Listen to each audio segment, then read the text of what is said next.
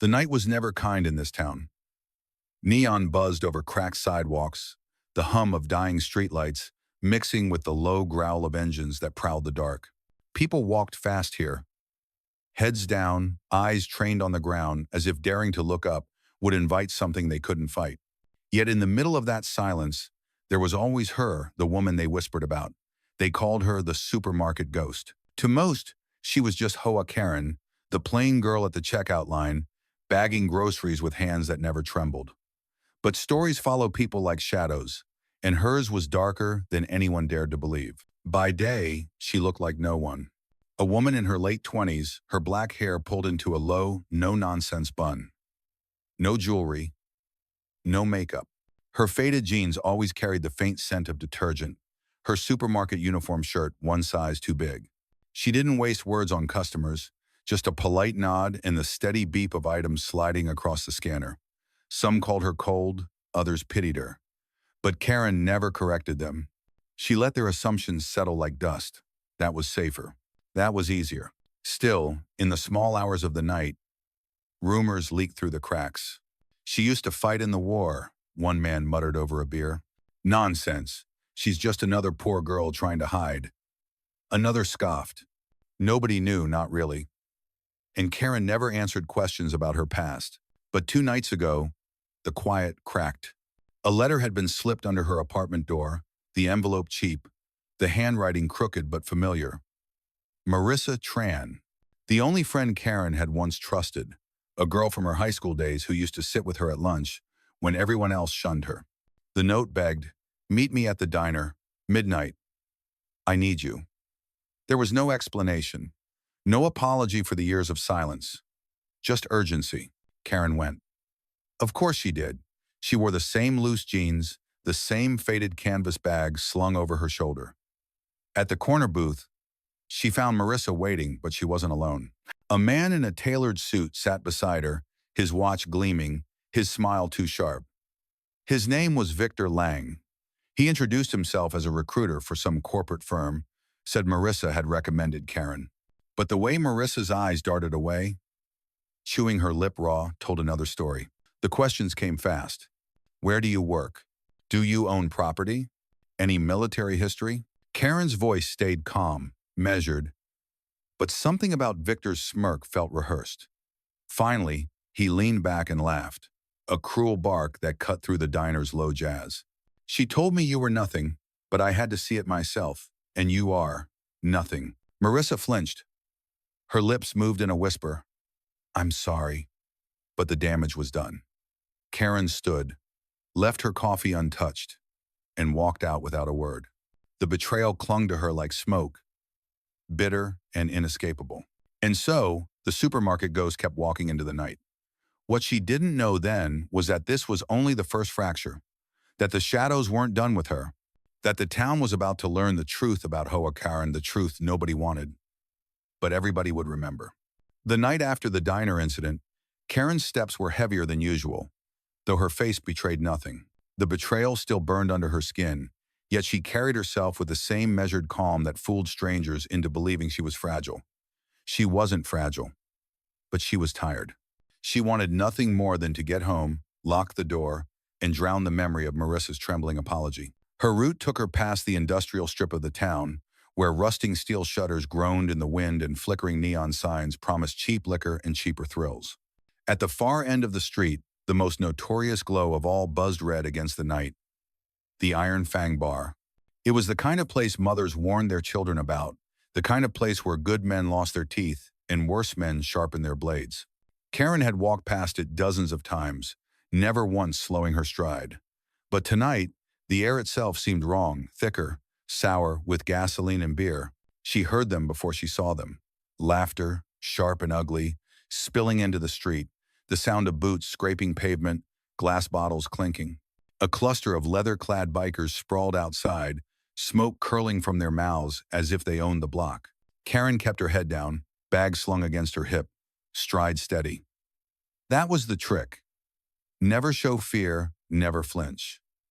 But the world loves to test the ones who refuse to bend. Hey, supermarket ghost, a wiry man with a patchy beard shouted, his voice cutting through the night. He leaned against a scratched-up Harley, one hand clutching a half-crushed beer can. His grin was all malice. Bet you don't even got $1 for a drink. The others erupted in laughter, a chorus of hyenas. Someone lobbed an empty can, clattering at Karen's feet. She didn't break stride. She didn't give them the satisfaction of a glance. But then a woman stepped forward, sharp-eyed, her leather vest tight against tattooed arms. She pointed at Karen's worn sneakers and sneered, loud enough for everyone to hear. "Look at those shoes, straight out of the trash bin. Poor little ghost thinks she belongs on our street." The gang roared again, their voices swelling into a wall that pressed against Karen's ears. She tightened her grip on her bag, knuckles whitening, but her face stayed carved in stone. Across the street, in the dim doorway of a convenience store, Mr. Chow, the graying shopkeeper, froze. He'd seen Karen walk past his shop countless times, always with a polite nod. Tonight, his gut twisted as he watched the circle forming around her. His hands fumbled for his phone, shaky as he hit record. It was a small rebellion, but it was all he could muster against the tide of leather and steel. Farther down the block, a delivery truck idled at a stop sign. The driver, a broad man in a faded cap, saw Karen's shoulders stiffen under the neon glow. He hesitated, his hand hovering over the horn. He wanted to slam it, scatter the bikers with noise, but fear held him back. So he parked a block away, watching in his side mirror, jaw clenched. The bikers fed on each other's cruelty. Another woman, her hair bleached brittle and her eyes hollow with cheap thrills, shouted, "What's in the bag, sweetheart? Expired milk? Rotten bread?" The laughter rose, sharper now, fueled by the thrill of a cornered target. Karen stopped. Just for a second, not because of the insult, not because of the circle closing in, but because the air shifted. Somewhere deep in her chest, instinct whispered, "This is it. This is the moment." She let her bag slide down gently, the thud soft but final against the cracked pavement. The mocking voices faltered. It was small but noticeable. A few of them exchanged glances. Because even prey has a way of moving before it strikes. Inside the bar, music thudded against the walls, masking the growing silence outside. And then he appeared, the one they all looked to. The predator who thrived on fear. His name hissed through the gang like an invocation, Eddie Fangs Miller. He stepped into the neon glow, broad-shouldered, a scar running down his cheek like a brand of violence. His jacket was studded with pins, trophies of bar fights, and broken bones. He smirked, planting his boots wide, and his voice dripped mockery. "Don't worry, boys," he growled. "She's just a little mouse." The gang whooped, cans clattering, knives half-drawn. The circle tightened. And for the first time, Karen lifted her head. Her eyes, dark and sharp, sliced through the laughter. And Eddie froze just for a fraction of a second. Eddie Miller was a name that carried weight in this town, not the kind earned by respect, but by fear. They called him Fangs because of the jagged scar that dragged down his cheek like a permanent snarl. He wasn't just a biker. He was the self-appointed king of this strip of cracked concrete and buzzing neon. Every barstool, every alley, every trembling whisper belonged to him. And now, standing in the glow of the Iron Fang sign, he had chosen Hoa Karen as tonight's entertainment. The gang parted as Eddie moved forward, boots thudding heavy on the pavement. His eyes never left Karen, scanning her like a predator deciding where to sink its teeth. He smirked, a cruel twist of his lips, and jabbed a finger at her shoulder. $5 shirt, he mocked. "I've seen better rags on dead men." The circle erupted, their jeers bouncing off the walls. Karen didn't flinch. She stood perfectly still, her bag resting on the ground beside her like a soldier's kit laid down before battle. Eddie thrived on breaking that kind of silence. He leaned closer, voice dropping into a growl only she could hear. "You don't belong here, ghost girl. This is my street, my kingdom, and you just walked into it." Karen's jaw tightened, but her voice low, steady cut through the chaos. "Move." It was a single word. Quiet. But it sliced the air cleaner than any blade. For a heartbeat, the laughter stalled. One of the younger bikers, acne scars scattered across his jaw, muttered nervously, She walks like she's got orders to follow." Eddie's eyes snapped toward him, narrowing. "Shut it!" he barked. The boy dropped his gaze instantly. The gang roared again, desperate to recover their rhythm, to smother the crack Karen's composure had carved into their bravado. A blonde woman with too much makeup yelled, "Show her who's boss, Eddie!" Her phone was already out. Camera trained, hungry for spectacle. Eddie fed off the energy. He puffed his chest, raised his voice. "All right then, let's see what the supermarket ghost is hiding under that shirt." He reached forward, his calloused hand gripping the fabric at her collar. With a vicious yank, the cotton tore, ripping across her shoulder with a sound sharp as gunfire. The crowd exploded, half in laughter, half in shock phones rising higher to capture humiliation. But the laughter didn't last, because beneath the torn fabric, etched in black ink against Karen's skin, was the unmistakable emblem of the United States Marine Corps. The eagle, globe, and anchor. And just below it, bold numbers. 0, 3, 1, 1 Infantry. The night fractured. One by one, voices choked off. The blonde woman's phone dipped. The young biker's mouth fell open. Even the heavy man with a beer gut stopped mid-taunt, the word dying in his throat. A stray dog barked from a nearby alley, the sound echoing into a silence so complete it felt suffocating. Eddie's grin faltered. His fingers still clutched the torn fabric, but his hand had begun to shake. He had seen tattoos before, gang symbols, prison marks, drunken regrets, but this was different. This was war carved into flesh. Karen's eyes lifted slowly, locking onto his. Cold, unblinking. Her voice was steady, each word carrying the weight of years unspoken. "You chose this." From the edge of the crowd, a man in a faded flannel shirt dropped his cigarette. His hand instinctively reached into his pocket, pulling out old dog tags. He muttered under his breath, voice rough with shame, "She's the real deal." Then he stepped back, disappearing into the shadows. The gang didn't notice him. They were too busy staring at the tattoo, at the ghost who had just become something else entirely. For the first time that night, Eddie Miller, the predator, the king of the block, felt the tremor of prey in his own bones, and the silence that followed was heavier than all their laughter combined. The tattoo hung in the air like a weapon, sharper than any blade. The gang, once so loud, was suffocated by the weight of recognition. Nobody laughed now, nobody dared. Even the neon above them seemed to dim, its buzzing drowned out by the silence pressing against their ears. Eddie's hand lingered at her torn collar, but the tremor in his fingers betrayed him. He tried to pull back, to reclaim control with a sneer, but Karen's gaze locked him in place. It was the stare of someone who had walked through deserts of fire and never blinked. She didn't raise her voice. She didn't need to. "You chose this," she repeated, her tone ice cold, cutting clean through the night. Eddie snarled, trying to mask the crack in his armor. "So what if you're a Marine? You're alone here." He drew back his fist, heavy as a hammer, and swung. Karen moved like water. In a single pivot, she caught his wrist mid-swing, twisted, and used his own momentum against him. The motion was clean, practiced a dance she had rehearsed 1,000 times under harsher suns than this. Eddie hit the pavement with a brutal crash, his breath exploding from his lungs. In less than a heartbeat, Karen had her knee pressed into his chest, his arm locked in a hold that threatened to snap bone. The gang froze. Knives hovered in half-drawn arcs. Cigarettes burned down to ash between forgotten fingers.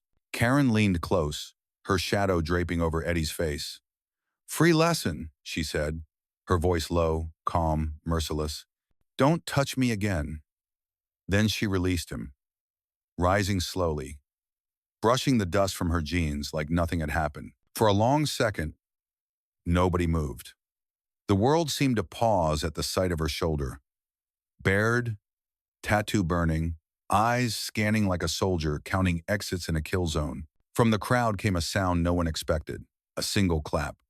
An older woman in a faded denim jacket, face lined with years of survival, had brought her hands together once, instinctively. She stopped as quickly as she started, her palms hovering, unsure if she'd just signed her own death warrant. But the sound was enough. A spark in dry grass. A teenage girl perched on her bike near the curb, whispered, almost in awe, "She's like a ghost soldier."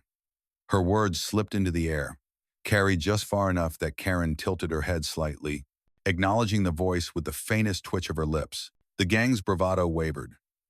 The younger ones shuffled, eyes darting toward escape. The kid with the lip ring muttered, "No way. She's real.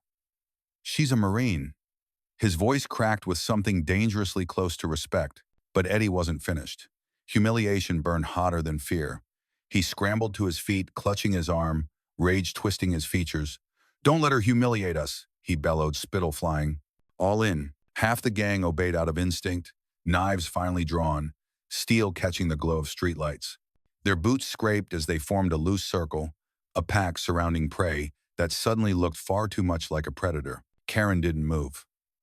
Her breathing was steady, controlled, her eyes sweeping the circle. She wasn't panicked. She was calculating. Every stance, every twitch, every weapon was measured against an invisible map in her head. Then the night itself seemed to pause again. From a nearby alley, a stray dog barked, sharp and sudden, its echo breaking the tension for a split second.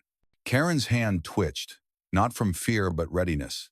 It grounded her, pulled her into the clarity of combat. The bikers tightened their grip on the knives. Eddie's face twisted, desperate to regain the crown slipping from his head. The crowd held its breath, waiting for the clash of steel and blood. But before the first blade could fall, a deeper growl rolled down the street, low, mechanical, unmistakable. Engines. Multiple. And headlights flared through the dusk, cutting the night clean open. The engines grew louder, their rumble rolling down the street like distant thunder. The bikers turned, squinting into the glare of approaching headlights. Two military jeeps, their paint chipped but engines roaring with authority, pulled up hard against the curb. Dust lifted off the cracked pavement as the vehicles screeched to a stop. The circle around Karen wavered. Knives that only seconds ago gleamed with bravado now hovered uncertainly in trembling hands. The growl of those jeeps was different. Low, disciplined, the sound of men who had nothing left to prove. Doors slammed, boots hit concrete. From the first jeep stepped a broad man with a crew cut, shoulders squared like he had been carved out of stone. Scars traced his forearms, a history of battles etched in flesh. His eyes scanned the scene, landed on the tattoo on Karen's shoulder, and froze. "Sergeant Hoa Karen," he said, his voice carrying across the block with the kind of authority that silenced even neon. The bikers flinched. A few glanced at Eddie, waiting for him to bark back, to reclaim dominance.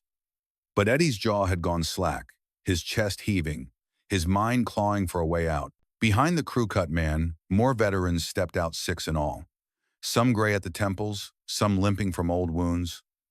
Others younger, but scarred in ways only war can leave. Each of them bore the marks, tattoos, medals pinned onto worn jackets, sleeves rolled to reveal the ghosts of combat. They didn't draw weapons, they didn't need to. As one, they raised their right hands to their brows in a sharp, flawless salute. The sound of palms snapping against foreheads cracked like gunfire in the silence. Their eyes stayed locked on Karen, unwavering, unashamed. The gang paled. The blonde woman's phone lowered, her hands shaking so badly the recording blurred. The kid with the lip ring whispered, almost pleading with himself, "She's not just some girl. She's one of them." Eddie tried to laugh, but it came out high-pitched, brittle. "So what? She's just a woman." His voice cracked in the middle, betraying him. Karen didn't respond. She didn't salute back. She simply gave the smallest nod, her expression unreadable. Her torn shirt flapped against her shoulder, the Marine Corps emblem exposed for all to see. She bent, picked up her grocery bag, and slung it over her arm as if the night hadn't fractured into legend. She looked at Eddie once more, her words low enough that only he could hear, yet sharp enough to slice through his chest. "You're alive tonight only because I won't waste my time." Eddie staggered backward. The gang didn't move to help him. Their knives, once drawn with bloodlust, now hung useless at their sides. The silence wasn't Karen's anymore, it belonged to the veterans. At the edge of the crowd, a man in a worn flannel shirt, the one who had earlier clutched his dog tags, fell to his knees, bowing his head. He didn't speak, but the shame in his posture spoke volumes. The teenage girl on her bike let out a small gasp, clapping a hand over her mouth as tears shimmered in her eyes. The veterans didn't step forward.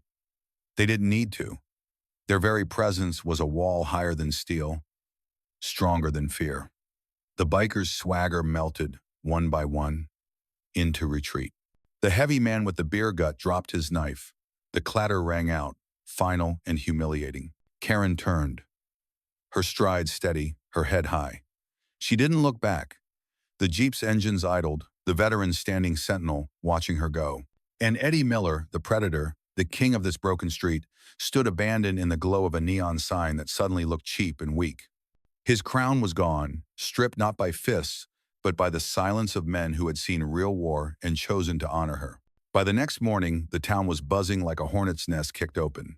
What had begun as a biker's attempt at humiliation had already spilled far beyond the cracked pavement outside the Iron Fang Bar. Someone had uploaded the blonde woman's shaky video. It caught everything: the torn shirt, the Marine Corps tattoo, the effortless takedown, and finally, the veteran's salute. The clip spread like wildfire, bouncing from phones to forums to news feeds before most people had finished their morning coffee. They called her the Supermarket Marine. Comment sections flooded with praise, disbelief, and stories from strangers who said they saw themselves in her. I was mocked at work today, but after seeing her, I kept my chin up. That's what real strength looks like. A mother wrote, "My daughter watched this 3 times. She said she wants to be like her." At the supermarket, where Karen had worked for years in quiet obscurity, the atmosphere shifted. Co-workers who once ignored her now stole glances, their eyes full of questions they didn't dare ask. During her break, a tired cashier slipped her a note folded into her palm. Scrawled in hurried ink were 5 words: "You're stronger than they know." Karen tucked it into her pocket, face unreadable, but her fingers lingered over the paper longer than they needed to. For the bikers, the fallout was brutal. The blonde woman who recorded the video found her name plastered across forums, strangers condemning her laughter as Karen's shirt tore. Her boutique sponsorship cut ties within hours. By evening, she deleted not just the video but her entire profile. Too late. Her face had already become the symbol of cruelty, caught red-handed. The heavyset man with the beer gut, known locally as a mechanic, was called into the shop that afternoon. His boss, expression tight, told him not to return. "Can't have that kind of trouble tied to this business," he muttered.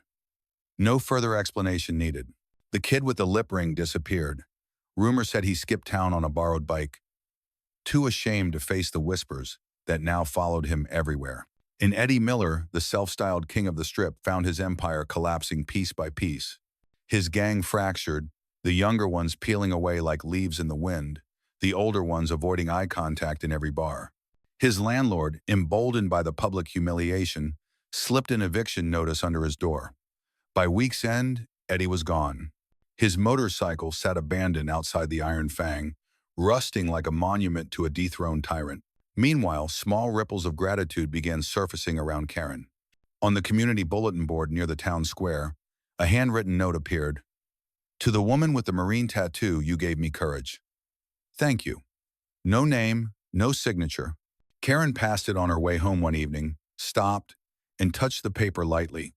She didn't take it down. She just kept walking. Her steps steady, though slower, her eyes unreadable. At the diner where Marissa had betrayed her, whispers swirled.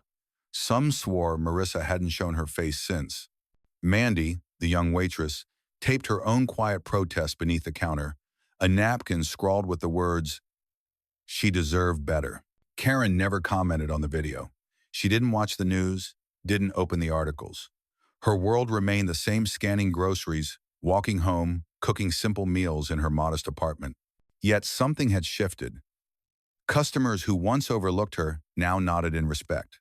An old veteran with a Vietnam-era hat leaned on her checkout counter one day, eyes glistening, and said, "Knew there was something about you." Karen only smiled faintly, handed him his receipt, and returned to her quiet. But the town would not forget. A ripple had been set loose, and its echo reached farther than any of them realized. By the time a week had passed, the noise of the town had dulled, but the echo of that night at the Iron Fang remained like smoke you couldn't scrub from the air. The bar's neon sign no longer buzzed red, its windows stayed dark, and its doorway, once crowded with laughter and violence, stood empty. People passed more quickly along that stretch of street now, not out of fear but reverence, as if the ground itself remembered. Karen continued her routine as if nothing had changed. Supermarket shifts, groceries scanned, the steady walk home through cracked sidewalks.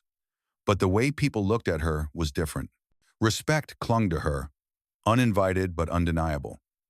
Mothers nudged their children to stand straighter as she passed. Teenagers hushed when she walked by, whispering her name like it was a secret too heavy to speak aloud. One evening, as the sun dipped into a burnt orange haze, Karen stopped at the community bulletin board again. The handwritten note thanking the woman with the marine tattoo was still pinned there, edges curling from weather. Below it, two more had appeared. One said, "I quit drinking last night after seeing you stand your ground. Thank you." Another read, "My brother bullied me. I showed him your video." He stopped. Karen's eyes lingered on the words. Her lips pressed into a line. She touched the corner of the first note again, almost tenderly, then turned and walked on. At home, the lights glowed soft through her apartment window. Inside, her husband sat at the kitchen table, a plain cup of coffee in his hand. He didn't ask questions he never did. Their bond was built on silence and trust, forged from battles neither of them spoke about. Karen sat across from him, slipped her torn uniform shirt from its hanger, and set it aside. He reached across the table, his rough fingers brushing hers. For a moment, the weight of the world outside vanished. Yet even in that silence, the world kept spinning. Online, her image had become both myth and message. People called her a hero, a ghost soldier, a reminder that strength doesn't always shout, it endures. Strangers debated her identity, some insisting she was still in service, others claiming she had vanished into civilian life years ago. Karen didn't confirm or deny. She simply lived. On her walk home another night, a young mother pushing a stroller paused when she recognized her. "You're her, aren't you?" she asked softly. Karen only gave a small nod. The woman smiled, eyes bright with pride, and whispered to her child, "That's someone who doesn't give up." Karen kept walking, but for the first time her shoulders eased as if a weight had shifted. The legends would grow, as they always do. Eddie's name faded into mockery, his reign remembered only as the night had ended. But Karen's? Her story became a quiet anthem. In the diner, Mandy told new waitresses, "I saw her walk away, and it gave me courage." In the mechanic's shop, someone taped a newspaper clipping of the video, scrawling across it, "Real power doesn't roar, it stands." Karen never sought that power. She didn't need the whispers or the reverence. She only needed the steady rhythm of her footsteps carrying her forward, night after night, grocery bags swinging at her side, the tattoo on her shoulder hidden once more beneath fabric. Because strength, she knew, wasn't in the fight itself. It was in the choice to rise again and again, no matter who tried to break you.